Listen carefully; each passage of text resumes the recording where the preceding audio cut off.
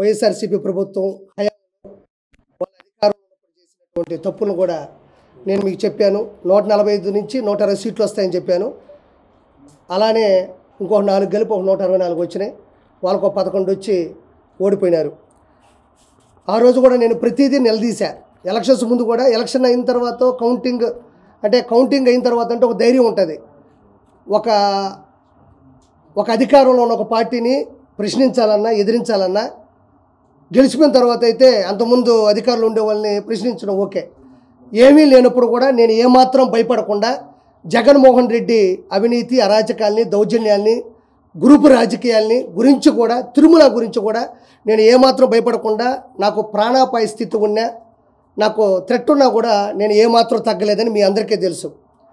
కాబట్టి నేను ఏది మాట్లాడదలుచుకున్నా నీతి నిజాయితీగా మాట్లాడతాను తప్ప ఏదో స్వలాభం కోసమో సొంతంగా ఏదో దాంట్లో నేను లాగాలనో మాత్రం కాదు.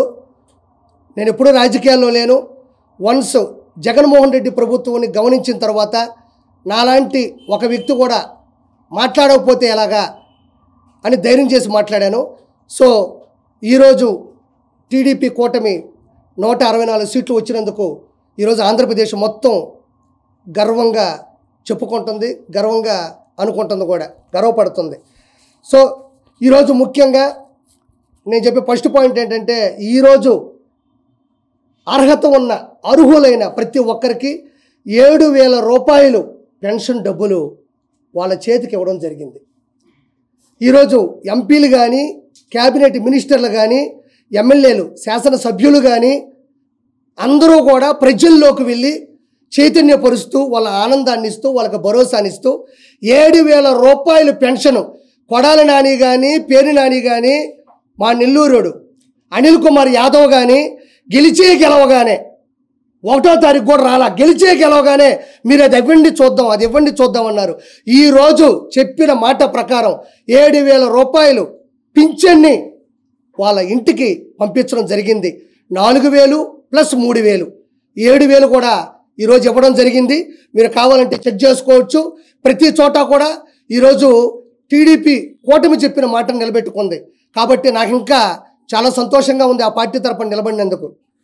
కాబట్టి ఇంకోటి ఏంటంటే రానున్నటువంటి రోజుల్లో కూడా ఏదైతే మేనిఫెస్టో ఉందో వాటిల్లో కూడా 100%కి 100% కూడా నెరవేర్చబోతున్నారు. పేద ప్రజలు, బడుగు బలహీన మైనారిటీ ప్రజలు కూడా వాళ్ళు సమాజంలో తలెత్తుకొని తిరిగేటట్లుగా కూడా టీడీపీ ప్రభుత్వం చేకూరుస్తుంది. ముఖ్యంగా నేను చెప్పేది ఏంటంటే నేను ఫస్ట్ నుంచి నేను చెప్పిన తర్వాత కూడా చాలామంది మాట్లాడినారు.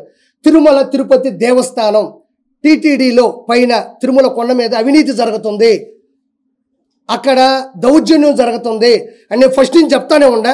అందులో ఒక మచ్చు తునక మనం తీసుకున్నట్లయితే ఇలా చూడండి. ఇది నగరి శాసనసభ్యురాలు పర్యాటక శాఖ మంత్రిగా కూడా చేసినటువంటి ఆర్కే రోజా. ఈవిడిది ఒకసారి మనం గమనించినట్లయితే చూడండి. Shrimati RK Roja member of legislative అసెంబ్లీలో ఈవిడ 2021 తారీఖున 20 మందికి విఐపి బ్రేక్ దర్శనాలు ఇచ్చింది.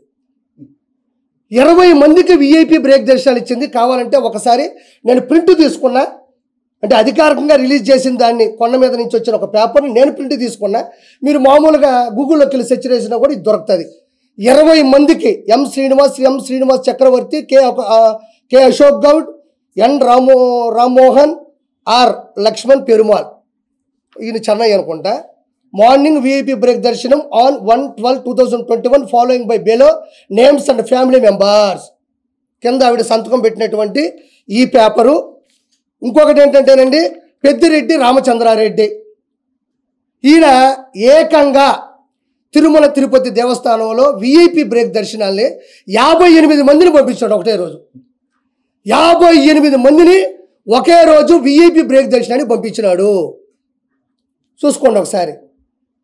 కావాలంటే ఈ డేట్ కూడా చెప్తా. 2024 2వ నెల 12వ తారీఖు doctor P Ramachandra Reddy MA PhD. చూడండి ఆయన సంతకం కూడా పెట్టాడు. 58 మందిని కూడా పంపించినాడు. అంటే పాపం ఏ క్యాడర్ అయినా, ఏ కేటగిరీ అయినా, ఏ ఎంపీ అయినా, ఏ క్యాబినెట్ మినిస్టర్ అయినా, ఏ సెంట్రల్ మినిస్టర్ అయినా, ఏ శాసనసభ్యులైనా ఏ గెజిటెడ్ ఆఫీసర్ అయినా, ఏ సెలబ్రిటీ అయినా, ఏ విఐపి అయినా, అధికారులు, జడ్జిలు అయినా, ఏదైనా కూడా టీటీడీ బోర్డులో ఒక రూల్ ఉంటుంది. ఇంతమందిని పంపించవచ్చు అనేది ఒక శాసనమో, ఒక ఫార్ములానో, ఒక ఫండమెంటల్ థియరీ ఉంటుంది. వీళ్ళు అడ్డదిడ్డంగా సంబంధం లేకుండా 151 సీట్లు వచ్చిన అధికార గర్వంతో, అహంకారంతో, అధికార దుర్వినియోగంతో 58 మందిని పెద్దిరెడ్డి రామచంద్రారెడ్డి 20 మందిని రోజా, అంటే ఒక్క రోజులో అతను 58 మందిని, ఈవిడ 20 మందిని పంపించిందంటే 151 శాసనసభ్యులు, 22 మంది ఎంపీలు, ఇంకా సెంట్రల్ మినిస్టర్లు, క్యాబినెట్ మినిస్టర్లు, అంటే ఇద్దరే ఇంతమందిని పంపిస్తే ఒక రోజులో 365 ఇంటూ 5 సంవత్సరాల్లో ఈ ఎంపీలు, సెంట్రల్ మినిస్టర్లు, క్యాబినెట్ మినిస్టర్లు, శాసనసభ్యులు వీళ్ళందరూ కలిసి వాళ్ళు ఒక్కొక్క లెటర్ హెడ్ మీద ఎంతమందిని పంపించుంటారని నేను అడుగుతా ఉండా. ఒక రోజులో 20 వీపీ బ్రేక్ దేశాలు పంపిస్తే, ఒక పెద్దిరెడ్డి రామచంద్రారెడ్డి 58 మందిని పంపిస్తే ఒక్క రోజులో అలా 365 ఇంటూ 5 ఉన్న ఈ 100 రోజుల్లో ఒక్కొక్కరు శాసనసభ్యులు వీళ్ళందరూ ఎంతమందిని పంపించాలో ఒకసారి ఆలోచించండి. ఇదంతా ఎందుకు చెప్తున్నానంటే, పోయినారు, దేవుని దర్శించుకున్నారు, అయిపోయింది. కానీ ముఖ్యంగా గమనించాల్సింది ఏంటంటే, ఇక్కడ సామాన్య భక్తులు తిరుపతి నుంచి తిరుమల కొండకి నడుచుకుంటూ వస్తారు. సర్వదర్శనం అని ఉంటుంది. క్యూ లైన్లోకి వెళ్ళిపోతారు. అక్కడి నుంచి కంపార్ట్మెంట్లోకి వెళ్తారు. ఆ నుంచి దర్శనానికి వెళ్తారు. ఆ తర్వాత బయటకు వచ్చి లడ్డు తీసుకుంటారు. అది అందరూ తెలిసిందే. కానీ కొన్ని లక్షల మంది, కోట్ల మంది కింద నుంచి నడుచుకొచ్చే సామాన్య భక్తులు, డబ్బులు లేని వాళ్ళు, నిజమైన దైవభక్తి కలిగిన వాళ్ళు, మాకిలా వీపీ దర్శనాలు వద్దు, మేము డైరెక్ట్గా దేవుణ్ణే చూడాలనుకుంటున్నాం, అది కదా నిజమైన భక్తి అనుకునే వాళ్ళు కూడా పైనుంచి, అదే కింద నుంచి పైకి వచ్చి క్యూ లైన్లోకి వెళ్తారు. ఈ క్యూ లైన్లోకి వస్తారు, కంపార్ట్మెంట్లోకి వెళ్తారు, దర్శనానికి వెళ్తారు. ఇక్కడ ప్రాబ్లం ఏంటంటే, వీఐపీ దర్శనం, వీఐపీ బ్రేక్ దర్శనం ఇవ్వడం వల్ల ఎక్కడికక్కడ క్యూ లైన్ ఆగిపోద్ది. ఎక్కడికక్కడ క్యూ లైన్ ఆగిపోతుంది. వీళ్ళు పోతారు, వీళ్ళ హారతలు, వీళ్ళ పట్టింపులు, ఇంకా దగ్గరకు తీసుకెళ్ళడం, దేవుడితో మాట్లాడతామని చెప్పడం. దేవుడే మాట్లాడటం అది వేరే విషయం.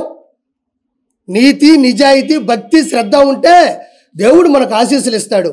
అధికారం, అహంకారం, రౌడీయిజం, మంది మార్బలం, అక్రమ ఆస్తులు ఉంటే జగనన్న ప్రసన్నం అవుతాడు, జగనన్న కనబడతాడు, జగనన్న దర్శనం ఇస్తాడు. వెంకటేశ్వర స్వామి కాదు. భక్తి శ్రద్ధతో వెళ్తే వెంకటేశ్వర స్వామి మంచిగా ఆశీస్సులు ఇస్తాడు. ఈ విధంగా అధికార దుర్వినియోగం వెళ్తే ఆకారం ఉంటుంది తప్ప ఆశీస్సులు ఉండవు. ఈ విధంగా కొన్ని వందల మందిని వీపీ బ్రేక్ దేశానికి వెళ్ళి సామాన్య ప్రజలందరూ కూడా క్యూ లైన్లో ఆగిపోయినారు. వాళ్ళు కదలాలి కదా, ఇక్కడ క్యూ లైన్ కదలాలా, క్యూలోకి వెళ్తే కంపార్ట్మెంట్లకు కదలాలా, కంపార్ట్మెంట్లకు వెళ్తే దర్శనం కదలాలా, దర్శనం కదిలితే లడ్డు తీసుకోవాలా, లడ్డు తీసుకుంటే కిందకి రావాలా. వీటి వల్ల ఎంత ట్రాఫిక్ జామ్ క్యూ లైన్లో జరుగుతుంటుందో ఒకసారి ఆలోచించండి. ఎంతమంది, ఇంకో మాట చెప్తున్నా, మీరు చర్లపల్లిలో జైలు చూస్తుంటారు, చెంచులగూడలో జైలు చూస్తుంటారు, నెల్లూరులో చూస్తుంటారు, రాజమండ్రిలో చూస్తుంటారు, అండమాన్ నికోబార్లో చూస్తుంటారు. కానీ 2019 నుంచి 2024లో తిరుమల కొండ మీద జైలును చూశారా? ప్రజలు, భక్తులు చూశారు. క్యూ లైన్ కూడా లోపల బానిచ్చేసి డోర్లు వేసేసి ఏమాత్రం మంచినీటి సదుపాయం లేకుండా చేయడం, ఏమాత్రం అన్నప్రసాదం పొంగల్ కావచ్చు, లేకపోతే సాంబార్ అన్నం కావచ్చు లేకుండా చేయడం, ఏమాత్రం మజ్జిగ లేకుండా చేయడం. అంటే ఇక లోపలికి వెళ్తారు, పిల్ల చల్ల ఉంటారు, ముసలాళ్ళు ఉంటారు, థైరాయిడ్ పేషెంట్లు ఉంటారు, షుగర్ ఉంటుంది, బీపీ ఉంటుంది, కొంతమందికి ఆస్మా ఉంటుంది, కల్దిరి పడిపోతూ ఉంటాయి. లోపల పోతే కనీసం ఫ్యాన్లు కూడా తిరగనీయకుండా చేశారు. ఇలా లోపలికి వెళ్ళిన వాళ్ళని జైల్లో ఉన్న ట్రీట్మెంట్ కాదా ఇది? తిరుమల తిరుపతి కొండ మీద వెంకటేశ్వర స్వామి ఆశీస్సుల కోసం వచ్చిన వాళ్ళకి జైలు జీవితాన్ని కొన్ని కోట్ల మంది ఈ 5 సంవత్సరాల కాలంలో అనుభవించారు. చాలామంది చెప్తారు, యూట్యూబ్లో మీరే చూడండి, నేను చెప్పడం కాదు, ఇది నా స్వార్థం కాదు. మీరు తొంగి చూస్తే లోపల ఫ్యాన్ లేవు, తినడానికి తిండి లేదు, బయటకు రావడానికి దారి లేదు. అంటే ఇదేంటి జైలు జీవితం అంట. జైలు ఎంతకన్నా బాగా బతుకుతారు. కంపార్ట్మెంట్లోకి వెళ్తే కూడా మినిమం సౌలభ్యాలు, మినిమం సౌకర్యాలు కూడా అక్కడ అందరి పరిస్థితులు వచ్చినాయి. అంటే లోపలికి వెళ్తే ఇంక అలానే పడుండిపోవాలా, ఎప్పుడు వెళ్తే అప్పుడు ఉండాలా, పోయేవాళ్ళు పోతూ ఉంటారు, వచ్చేవాళ్ళు వస్తూ ఉంటారు. మొత్తానికి మెంటల్ టెన్షన్, ఆడవాళ్ళు ఉంటారు పాపం, వాళ్ళు ఇంకా ఎట్లా కదలని పరిస్థితికి వచ్చేసింది. అంటే జైలు జీవితాన్ని దాని మీద చూపించినటువంటి ఘనత ఓన్లీ జగన్మోహన్ రెడ్డిది మాత్రమే. తర్వాత వచ్చేసి ఆయన చేసిన వాటిలో ఇంత అరాచకం పైన